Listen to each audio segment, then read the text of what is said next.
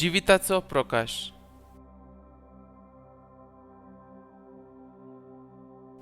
आमी पळयता की आयच्या पयल्या वाचपांत आनी शुभ वर्तमाना भितर थेट संबंध आसा। ड्युट्रोनॉमी ह्या पुस्तकांतल्यान आमकां कळटा की मोइझीस इस्रायल लोकांक पातकाचे परिणाम कशे तरेन जाता हाचो उगडास करून दिता।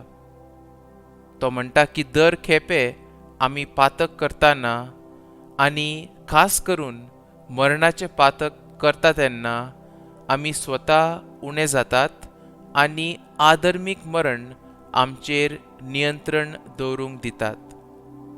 तशेंच आयच्या शुभ वर्तमानांत जेजू आमकां सांगता की आमच्या पातकांक लागून ताका व्हड त्रास सोंसचे पडटले आनी आमच्या खातीर ताचे मरणूय जातले। तुमी म्हणटले की आयच्या पयल्या वाचपांत आनी शुभ वर्तमानांत वायट खबऱ्यो आसा, पूण बरी खबर कितें? बरी खबर म्हणल्यार गूड फ्रायडे। जेजू आमच्या पातका खातीर मेलो आनी ताच्या शारिरीक मरणान आमचे आधर्मीक मरण पयस जालें, पूण क्रिस्ताचे निमाणे जैत खात्री जाले तरी आजून झूज सोंपूंक ना।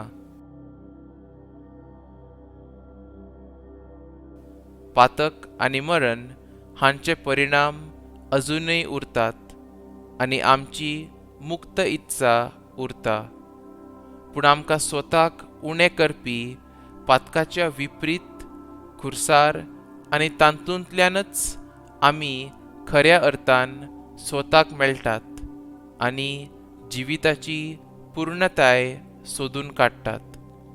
देखून आमी दर दिसा आमचो खुरीस घेवपाक निवडटात आनी आमी ताच्या फाटल्यान वतात।